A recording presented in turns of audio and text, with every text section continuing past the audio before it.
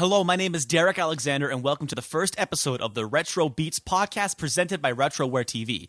This is not a chiptune podcast. This is not a video game cover bands podcast, or is it a video game remix podcast? This is an original video game music podcast with a couple twists. First off, there's nothing newer than 16-bit here, or rather with anything with traditional instrumentation, and no nostalgia required. The purpose of this podcast is not just to play Zelda and Final Fantasy songs, it is to appreciate 8-bit and 16-bit music, like it were any other genre or format of music. All that you need to enjoy the Retro Beats podcast is a love of music and a love of retro video games. But enough talking, how about I just show you what I mean? This first song I'm going to play for you, you might recognize hearing in my very first Happy Video Game Nerd review, and it's the last level theme from a little-known gem, Kid Dracula by Konami for the Game Boy. An excellent game, by the way. After that, I got a track from Gargoyle's Quest 2 from Capcom for the NES, followed by Elec Man stage from the very first Mega Man game. I got a couple more after that, but I've already been talking too much. Let's just get right to the music.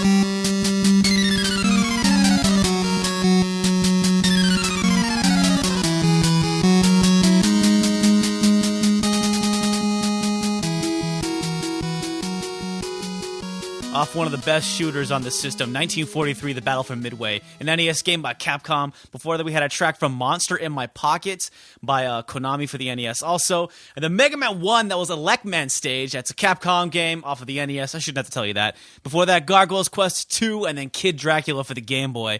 A little bit of back and forth there between Capcom and Konami. A problem I can already see for this podcast is having too many Capcom and Konami games here in the track listing. This podcast is still a bit of a work in progress, and most of the songs I'm playing here I already had on my computer because of reviews or planned reviews. So hopefully I'm going to be having more diverse stuff in future episodes. But still, kind of figuring things out. This is the first episode, so, bear with me. And speaking of games I've reviewed, if you're a fan of the HVGN, you might recognize this next track. It's the second level theme from Sunsoft's Journey to Silius. Definitely one of the best action games in the system and one of the best soundtracks. And then I got some Final Fantasy Mystic Quest, some Rocket Knight Adventures, and Castlevania 3. Let's get right back to it.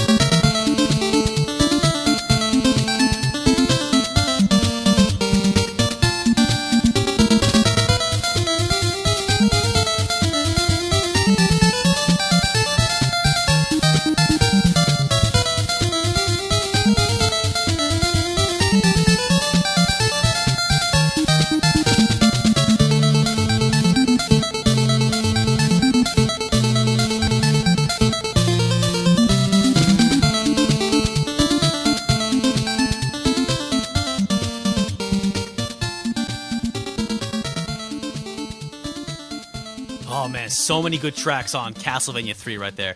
That track can be heard when you enter Dracula's castle from taking the boat as opposed to the swamp where you meet Alucard. Before that I had Rocket Knight Adventures, the song that appears in the Pig Castle. The song is actually usually split up into two parts. I didn't even realize it was one whole song until I ripped the soundtrack for my review. And then we heard the battle theme from Final Fantasy Mystic Quest and the the second level track from Journey to Silius kicked us off. Now, if you know me, I'm not about what's been done before. I'm all about introducing my audience to great things that they might not have known about. So these next few tracks are awesome songs from awesome games you might not have ever heard of, or probably don't know their soundtracks at least. First up, I have Sector 3 from Power Blade, which is a Taito game for the NES. Interesting note is that the composer for Power Blade also composed the very first Castlevania, so it's no surprise the soundtrack is excellent. Up next, I have two tracks from Zanac for the NES, a shooter made by Compile. Now, Compile would go on to make Gunnac, which is also a very good shooter, and one of the great action games for the system, Guardian Legend. The tracks I'm going to be playing for you, the first one I'm going to be playing is the first level theme, and then the second one I believe is a last level theme or one of the later level themes. I've never actually gotten very far in that. It's actually a really hard game, so I have not actually beaten it all the way through. I just know this is a great song that exists on soundtrack somewhere. And then I have the third level track from Kabuki Quantum Fighter, and then Bionic Commando Area 8. We'll talk more about those last two tracks at the next mic break. Here we go, some Power Blade.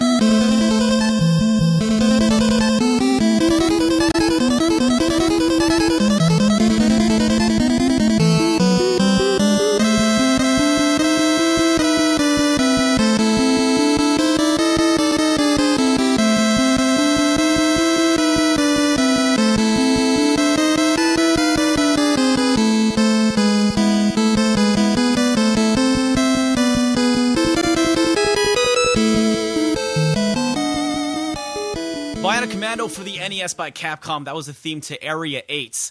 Again, depending on Capcom games here, but their composers wrote so many excellent songs back then. Before that, we had Kabuki Quantum Fighter by Human Entertainment, and that was a theme to Level 3. Kabuki Quantum Fighter is a solid NES title, but I played through it recently and found that it was not as good as I remember it being, so I actually have no plans to give it a full review, but maybe a quickie, because it's not a horrible game. Before that, I had 2 tracks from Zanac and then a track from Power Blade. Now, I'd like to take the show in a different direction. We've been pretty up-tempo and high energy so far in the show. Now I'd like to slow things down a bit. First up is the password theme to an otherwise lame game, Princess Tomato in the Salad Kingdom. Seriously, this password theme is the only outstanding thing about this game. It's a very weird food-themed adventure game in the style of like Deja Vu and Shadowgate. It's actually available on Virtual Console, but I don't recommend you buy it. It's really not that good. Then I have a track from Earthbound. I could do an entire podcast just on Earthbound music. Its song is actually titled Home Sweet Home, but otherwise it's known as Ness's House. Then we're going to switch emotional themes here a bit and go from cheerful and relaxing to just ominous with tracks from Startropics and Rygar, both NES games. And in case you forgot, you are listening to the Retro Beats podcast with Derek Alexander, presented by RetroWare TV.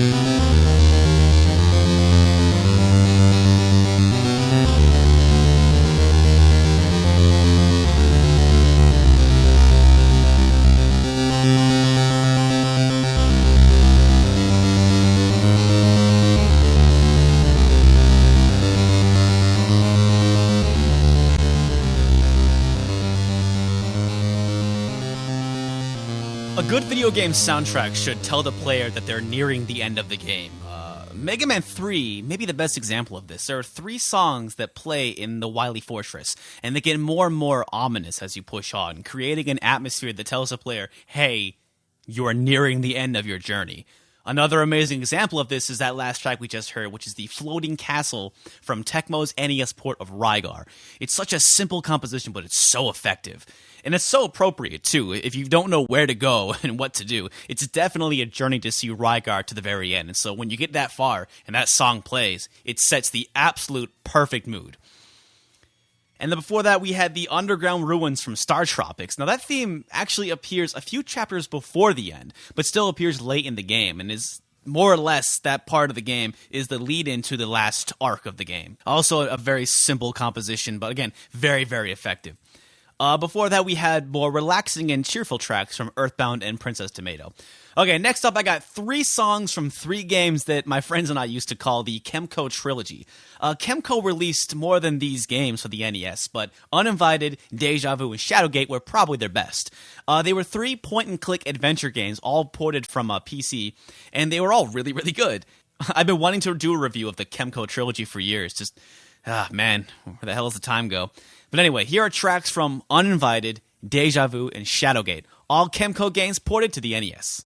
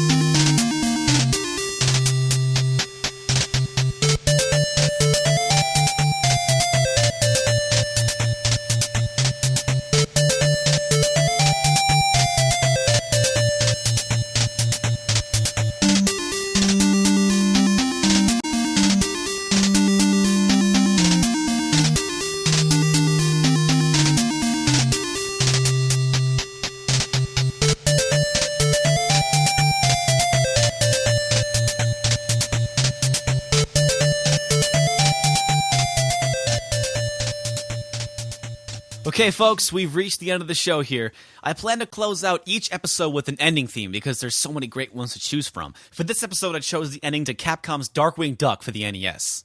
This is actually a longer version than heard in the game. It unfortunately ends about a third of the way through, which is not unlike the ending theme to Mega Man 3, which ends about 2/3 of the way through. If you ripped the game and played the song, the ending theme to Mega Man 3 and Darkwing Duck are both a lot longer than appear in the game. Well, I hope you enjoyed this first episode of the Retro Beats podcast. This is something I've wanted to do for actually a really long time, and I've had a lot of fun making this, so I hope you enjoyed it, because I'd love to make more of these and make this like a fortnightly podcast. But then again, this might be like the nerdiest thing I've ever done, and I might be the only one who would actually listen to this. But at any rate, this is Derek, here is Darkwing Duck, and thanks for listening.